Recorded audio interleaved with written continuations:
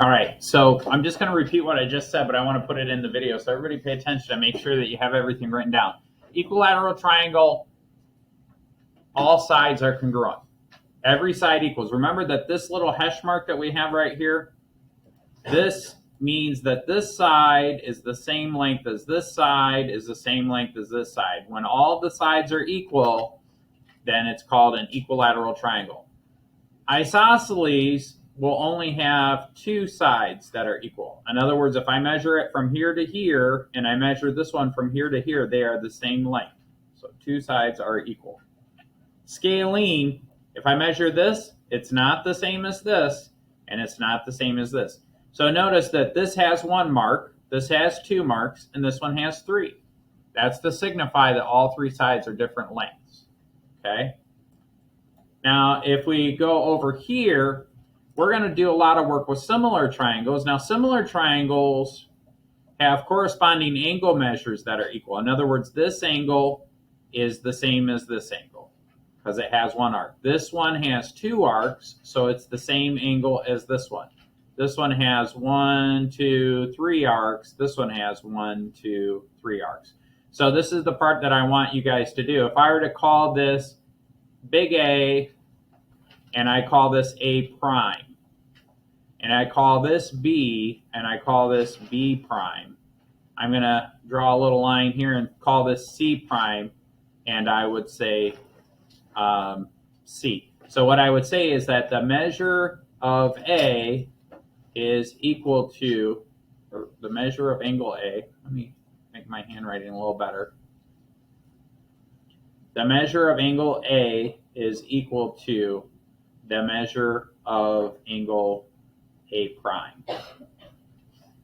The measure of angle B is equal to the measure of angle B prime. The measure of angle C is equal to the measure of C prime. Now the lengths are not the same. Clearly this line from here to here is longer. So they're similar. They have properties. Actually, similar triangles are proportional.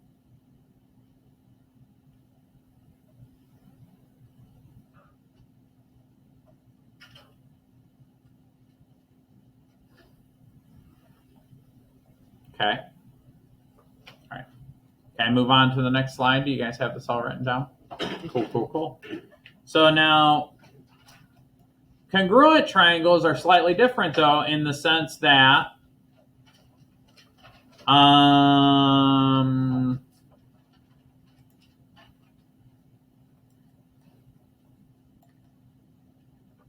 they are congruent. All right. So if I call this angle A, that has one arc. So this would have one arc. So this is angle A prime. Okay. Now this has one little mark here. So this would be side length lowercase a. And this would be lowercase a prime. You guys remember that from geometry? The side across is the lowercase of the capital angle. So I have a capital A here, and then over here I have A. I'm going to call this two arcs B, angle B, and I'm going to call this lowercase b, because that's the side across from B. And then over here, I'm going to call this capital C, and then I'm going to call this side length little c. And then the corresponding stuff. So this would be B prime, capital B prime. This would be capital C prime. I'll call this one little c prime, and this one over here, B prime. And so all those parts, in other words, angle A is congruent or equal to A prime, the angle. But also, lowercase a is equal to lowercase a prime. So what that's saying is that the corresponding parts are all equal. You have equal angles and equal side lengths. Okay? And that's true. That's true for everything. So angle C is equal to angle C prime. Also, lowercase c is equal to c prime. And my lowercase looks very similar to my capital, but that's okay. It's really hard to write with this thing. Okay? I guess. All right. See, some people are still writing this down.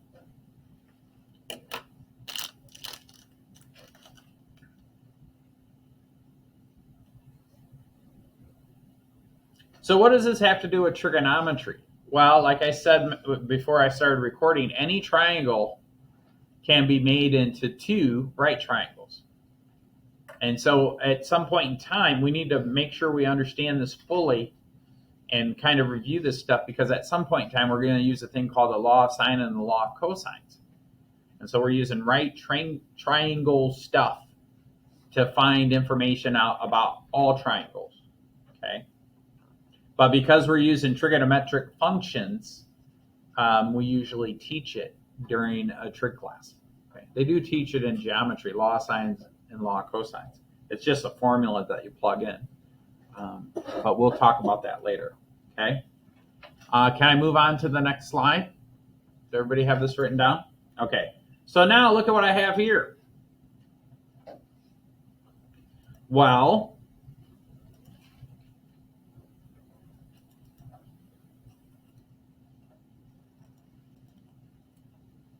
oops, wrong thing.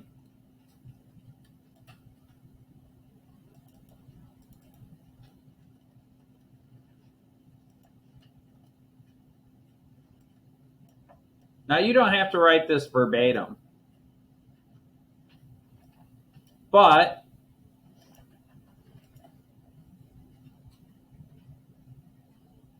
we have to verify this. We can't go based on what things look like.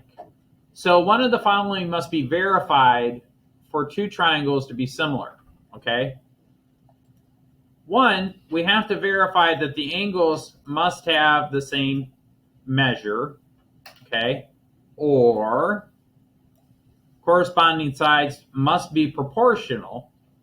The ratios must be equal, okay? So let's put that in a simple math term, all right? So if I want to focus on the side lengths, I would have to show that A prime is equal to B over B, A over A prime is equal to B over B prime is equal to C over C prime, all right? Now that's if we're trying, that's notice that they're different. Actually, technically, if we go back to congruent triangles, this is for similar triangles. I don't want you guys to get confused. Okay, this is for similar triangles, to prove similar triangles. So if I go back to congruent triangles, technically this A prime, C prime stuff, you could label them all the same. It might be better to use it. It might be better to kind of think of it as more like D. I'm not going to rewrite it, but it might be better just to think of this as like angle D, right? And then this would be like lowercase d, right? That might be better because we tend to use the prime notation.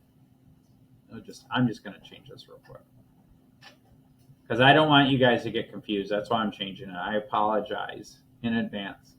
So A would be D, B would be E, and then C would be F, okay?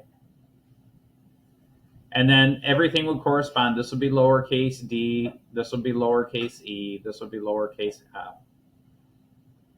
And we're going to do it that way to make things a little easier for you because they're technically the same, but I want to be able to identify that they're different. So my capital C corresponds to capital F. My lowercase c corresponds to lowercase f.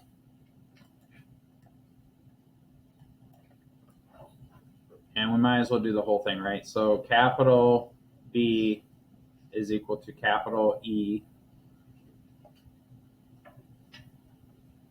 And so then lowercase b equals lowercase a. And so then we could say that the triangle ABC is congruent to triangle DEF. Okay, I'll give you a second to write that down. This should be reviewed from geometry. Remember that the equal sign with the tilde sign over it, remember that this means congruent. Remember that that means congruent. Okay? All right. Do you guys have that written down? Not yet? I'll wait.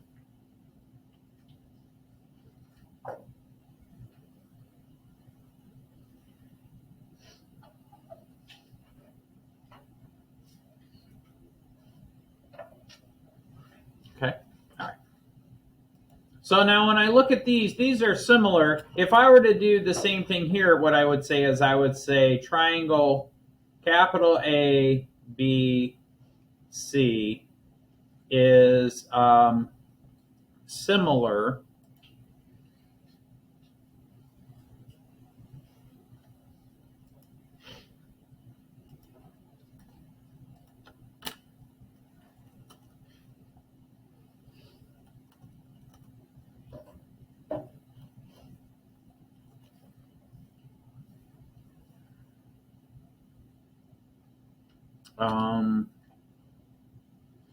which is just the tilde,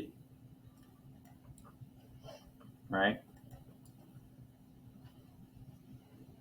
To triangle A prime, B prime, C prime. Okay. And then to prove similarity, we either got to prove that the angles are congruent, but we can prove the angles are congruent by proving that the triangles are proportional, right? Remember I said that they're proportional? So let's try to do that real quick.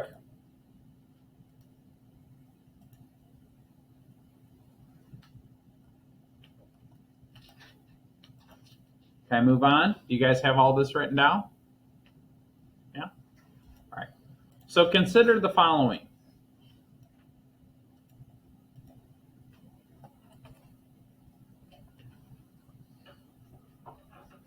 So we're told that these are similar. I know they're similar. How do I know they're similar? Because the angles are congruent, right? So now if I were to label this, okay, this would be capital A. We'd call this B. We'd call this C. This would be A prime. This would be B prime. Actually, no, don't do it that. Don't write that down, because they've got it all messed up. But we'll come back to that. Don't label the triangles. We'll just use the numbers they have here, okay? So they're saying that this is B, right? B, here's a little trick. B is between one arc and two arcs, so this would be B prime, right? You guys see that? Sometimes they'll rotate the triangle to throw you off. A is between two arcs and three arcs, so this would be A prime. And then we'll call this one C prime, and then this would be C. So remember, the formula is A over A prime is equal to B over B prime is equal to C over C prime. Well, if I want to solve for A, I could just say A over A prime, and then I don't have to have both. I could pick one. I know what C prime is, and I know what C is, so I'm going to say C over C prime, okay?